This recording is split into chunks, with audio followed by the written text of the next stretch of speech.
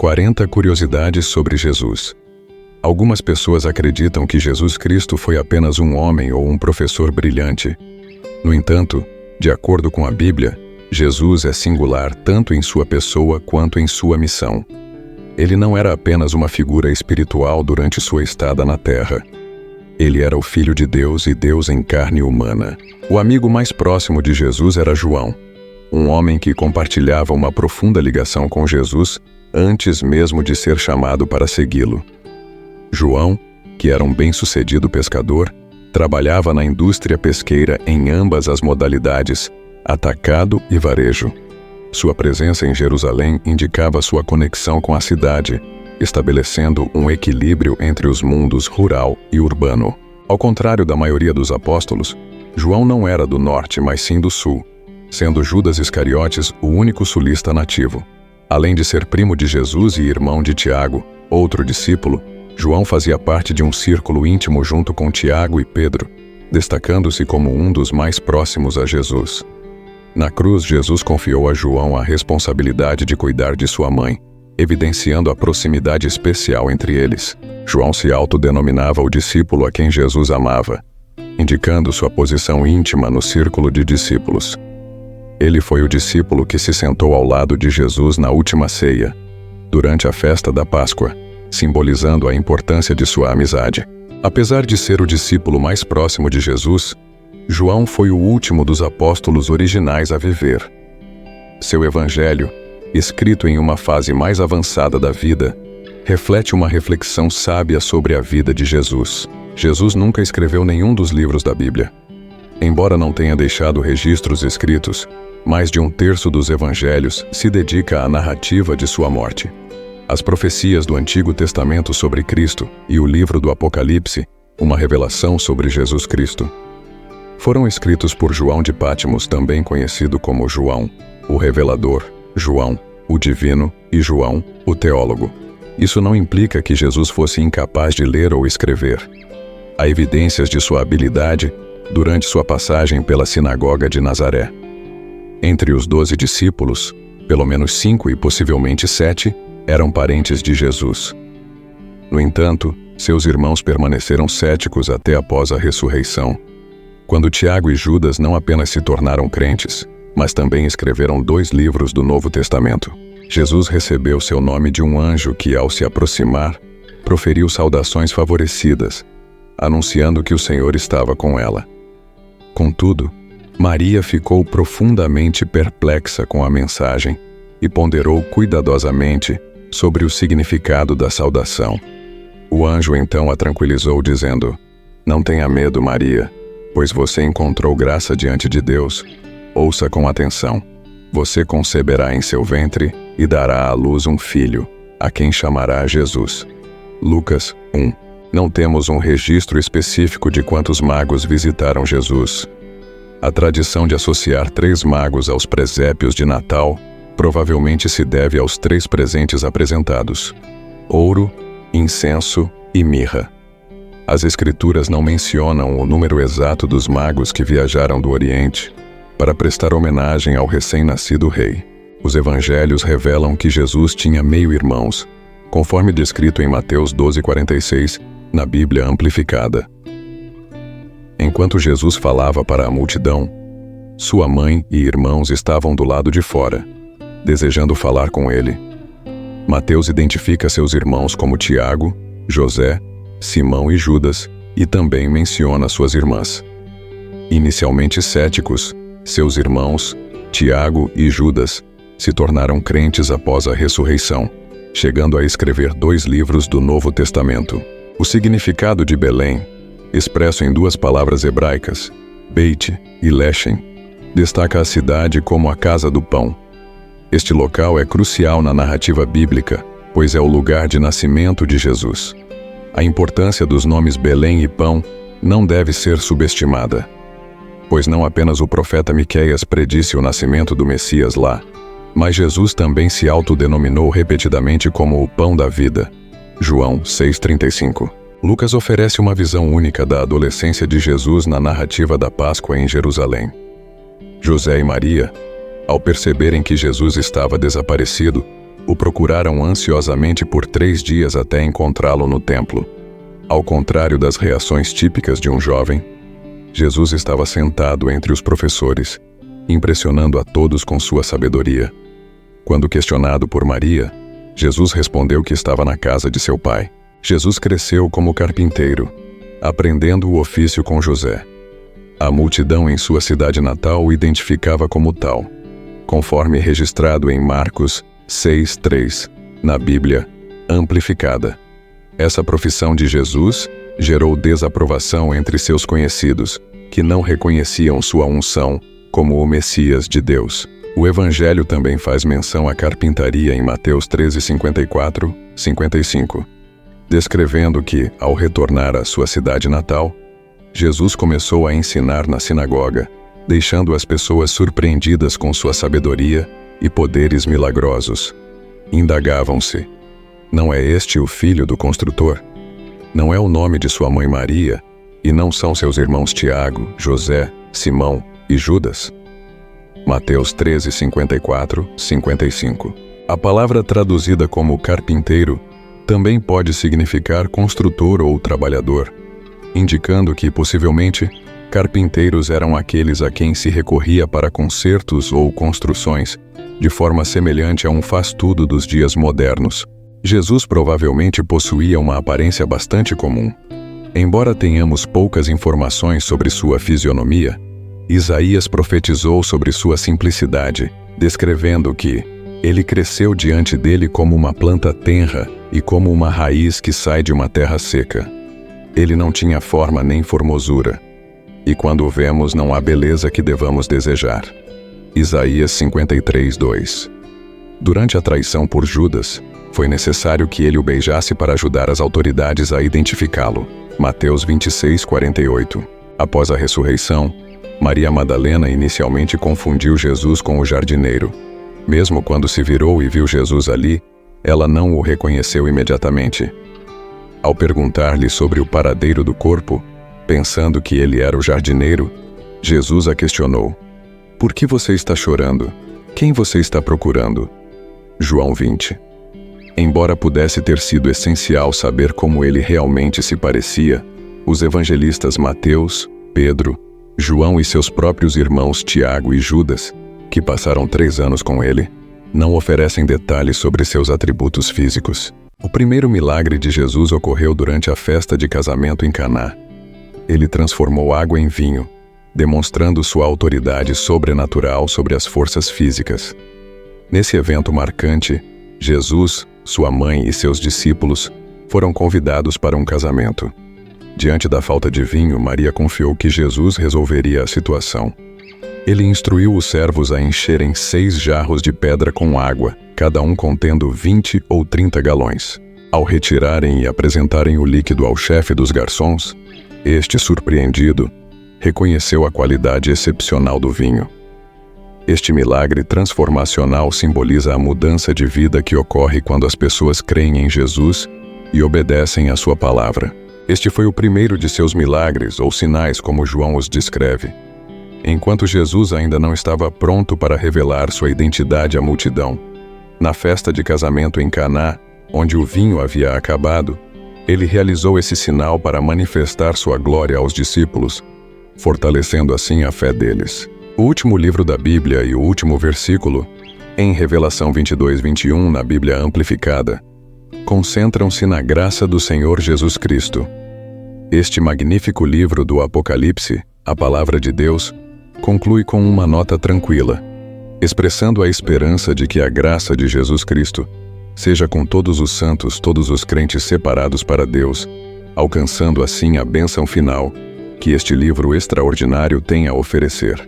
Jesus iniciou seu ministério por volta dos 30 anos, um momento que muitos consideram como ideal para começar um ministério, como indicado em Lucas 3:23 na Bíblia Amplificada.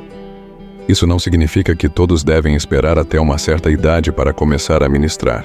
Jesus muito provavelmente falava vários idiomas. O aramaico era a língua principal falada pelos judeus na Palestina do século I, enquanto ele estudava a Torá em hebraico. Além disso, entendia grego, o que facilitava a comunicação com diversas pessoas. Apesar do ministério público de Jesus ser bastante visível, ele buscava momentos de solidão para orar e recarregar suas energias. Ele passava tempo em comunidades ensinando, enfrentava desafios com fariseus e saduceus, mas também fazia práticas deliberadas de solidão e oração. Embora a maioria dos estudiosos concorde que Jesus não teve filhos, é possível que parentes como irmãos e irmãs possam ter continuado seus ancestrais. Portanto, seu DNA pode estar presente em pessoas modernas. Jesus frequentemente demonstrava emoção, ao contrário das representações contemporâneas que o retratam como impassível. Os evangelhos nos apresentam um Salvador apaixonado. Vemos Jesus manifestando emoção em diversas situações, como quando expulsou os cambistas do templo, conforme registrado em Mateus 21, 12, 13.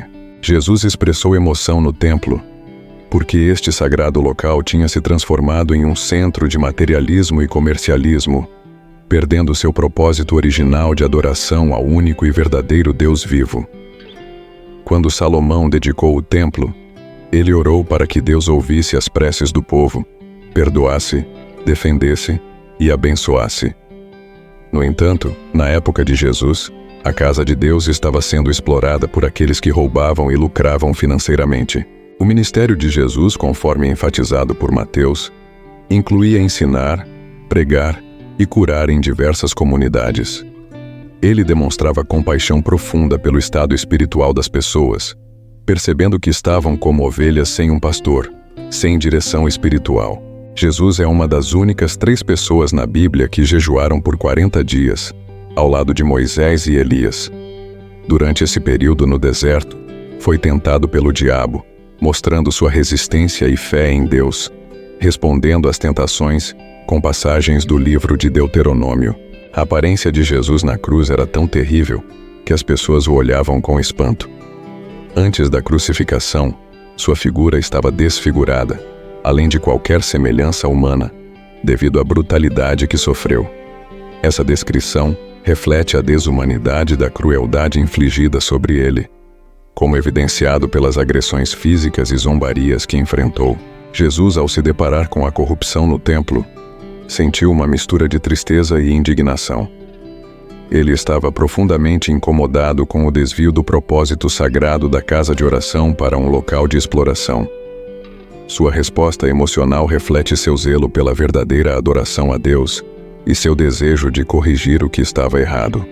Nesse momento, ele agiu para restaurar a santidade do templo e reafirmar sua autoridade sobre as práticas espirituais. Jesus participou do consumo de vinho, conforme evidenciado por seu primeiro milagre ao transformar água em vinho no casamento de Caná.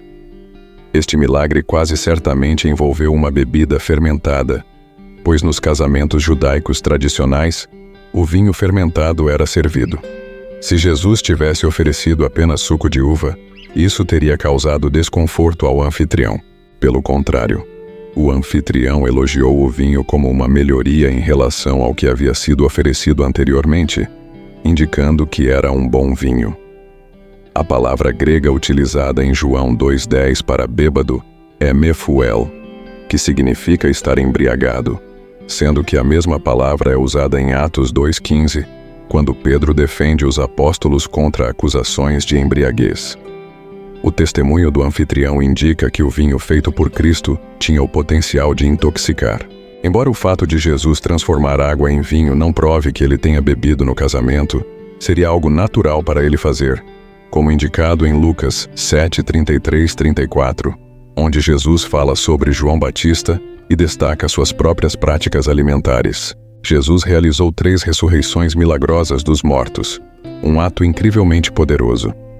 Esses milagres estão registrados nos evangelhos, começando com a ressurreição do filho da viúva de Naim, um acontecimento que gerou compaixão em Jesus ao testemunhar a dor da mãe. Ele ordenou que o jovem se levantasse do caixão, trazendo-o de volta à vida diante da multidão atônita. Outro episódio notável de ressurreição ocorreu com a filha de Jairo, um líder da sinagoga. Mesmo diante da notícia da morte da menina, Jesus incentivou Jairo a manter a fé. Ao chegar à casa de Jairo, Jesus ressuscitou a menina, indicando que a morte dela era como um sono. Este milagre foi um prenúncio do maior milagre de ressurreição que estava por vir. Mesmo quando informado sobre a doença de Lázaro, Jesus permaneceu onde estava por alguns dias em vez de correr para Betânia. Este episódio mostra que Jesus não se apressou em suas ações, mas agiu com propósito e sabedoria em resposta às situações. Quando Jesus finalmente decidiu ir para Betânia, seus discípulos o alertaram de que os judeus haviam tentado assassiná-lo na última vez que estiveram na Judéia. Jesus os informou sobre o falecimento de Lázaro, e ao chegarem, Maria e Marta expressaram sua angústia. Jesus, 4 dias após a morte de Lázaro, declarou ser a ressurreição e a vida, e chamou Lázaro para sair do túmulo, o que aconteceu de imediato. O ministério de Jesus teve uma duração de aproximadamente 3 anos e meio, durante os quais ele participou de pelo menos 3 festas da Páscoa mencionadas nos Evangelhos, João 2,13, João 6,4 e durante a crucificação. Isso sugere que sua missão continuou por pelo menos 2 anos, excluindo possíveis celebrações da Páscoa, não mencionadas nas Escrituras. Antes da primeira Páscoa, muitas atividades demoradas aconteceram, incluindo vários meses de ministério, sem contar os 40 dias após a ressurreição antes de sua ascensão ao céu. Ao longo do Novo Testamento, Deus se comunicou audivelmente com Jesus em 3 ocasiões. Primeiro, no batismo de Jesus, uma voz dos céus testemunhou que ele era o Filho amado de Deus. Segundo, na transfiguração, uma voz celestial afirmou novamente o amor de Deus por seu Filho. Terceiro, antes da crucificação, quando Jesus expressou sua angústia, uma voz vinda do céu afirmou que o nome de Deus seria glorificado. Nesses momentos, Deus falou para confirmar a missão de Jesus, desde o início de seu ministério, até os momentos difíceis que antecederam sua morte na cruz.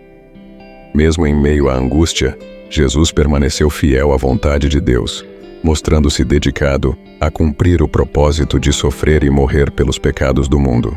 Alguns pensaram que era um anjo, enquanto outros disseram que era apenas um trovão. Jesus afirmou que essa voz era para benefício deles, não para ele. O Pai confirmava o Filho para fortalecer a fé deles. Apenas um milagre é registrado em todos os 4 evangelhos, embora mais de 40 milagres sejam relatados nos evangelhos. Esse milagre específico é a alimentação dos 5.000. Os discípulos estavam inquietos com a multidão faminta. E mesmo com apenas 5 pães e 2 peixes, Jesus os abençoou, partiu e distribuiu, saciando a todos.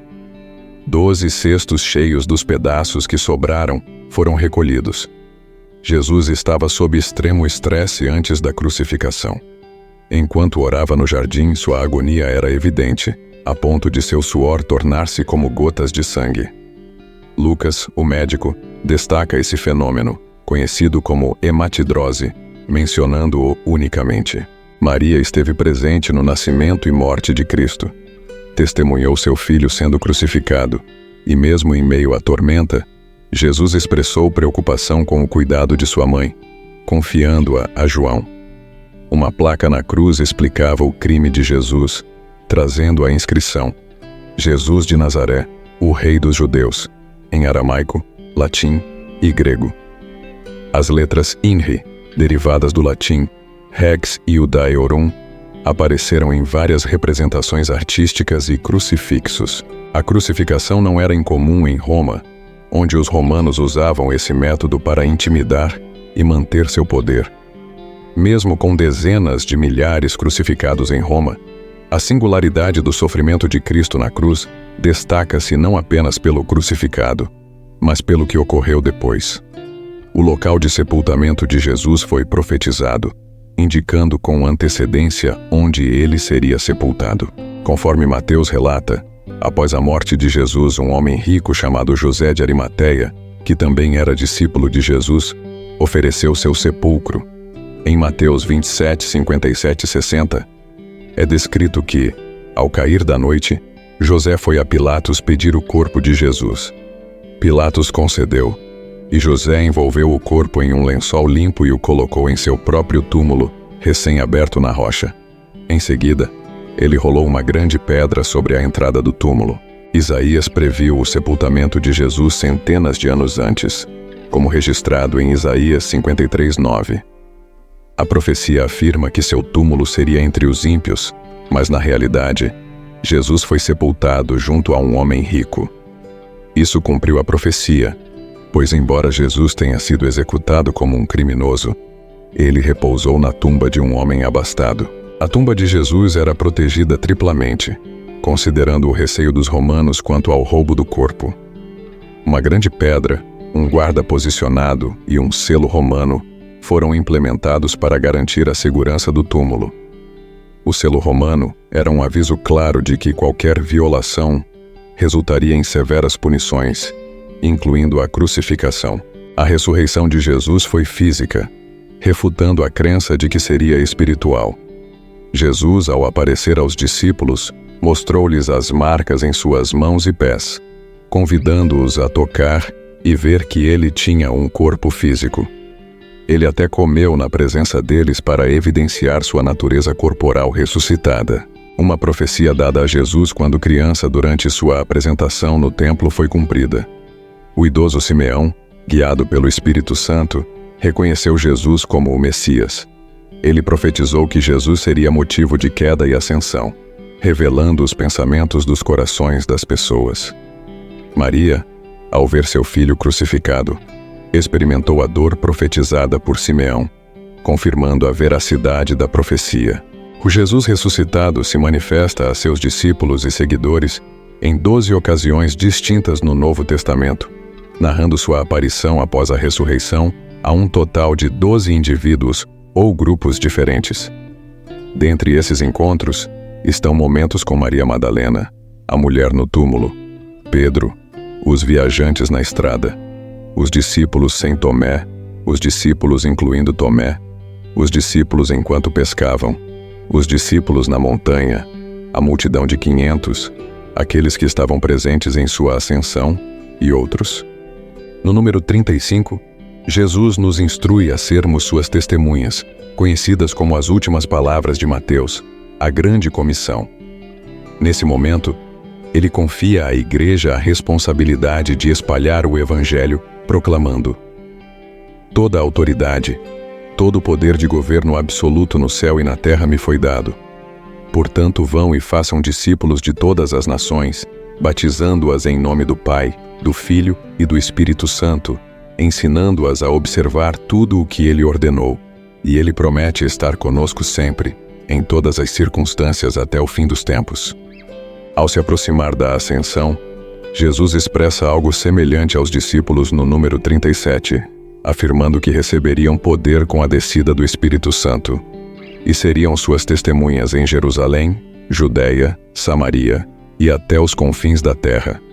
No número 38, é destacado que João Batista, primo em segundo grau de Jesus, foi anunciado pelo anjo Gabriel a seus pais Zacarias e Isabel, sendo o nascimento de João considerado um milagre divino.